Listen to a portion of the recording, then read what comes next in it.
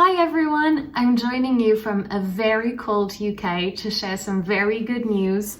My first book, Women and Property Ownership in Jane Austen, has just been published. This is based on my PhD on Jane Austen, and I am so excited to finally be able to share this. It's published with Peter Lang. I am particularly proud of the cover. I am so glad that I managed to use this beautiful painting in the cover, and I'm so excited to share this. And to celebrate it, I'm going to be launching a new series on Jane Austen, and I'm going to be calling this Bite-Sized Jane Austen. So why am I calling it that? Well, if you've been following my YouTube channel that is already almost 3 years old, I can't believe it, then you'll see that most of my videos are quite long. So they will be about 20 minutes long because I feel like that's how long they need to be when I'm doing a book review, for example.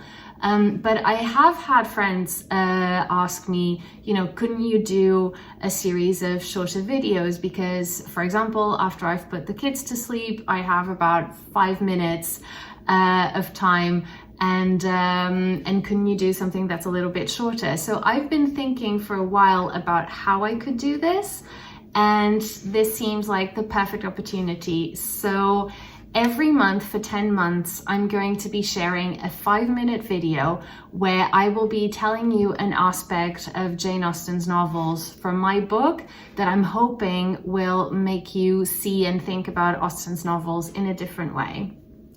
That's my hope. And so my book is about women in property ownership and Jane Austen. So I look at the relationships that women form towards what is known as real property in this period. That means the house and the estate. And so I look at different forms of ownership. I look at legal ownership. So my first chapter starts, for example, with the few women in Jane Austen who actually do own the house where they live. Think Lady Catherine. But most importantly, I look at what is known as effective relationships towards property. So what do I mean by this?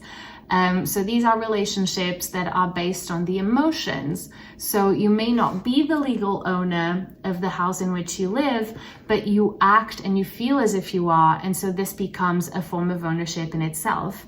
And finding this out as I was doing my research has been one of the most exciting things I've ever done, because it made me realize that there is actually this really empowering aspect in Austen's depictions of women's relationships with property, where she shows that yes, they are incredibly limited by the patriarchy in terms of the relationships that they can form, but she also demonstrates ways in which these women can resist it.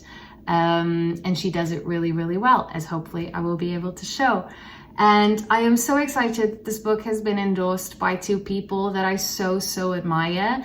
One is Professor Jo Bray of the University of Sheffield, and the other one is Professor Devaney Lauser, the biggest Jane Austen expert in the world and my idol. So I hope you like it. I hope you enjoyed this series. And if you do want to find out more, then I'm going to leave the link below where you can order my book. And so I will see you very soon for my first video. And until then, stay well and keep reading.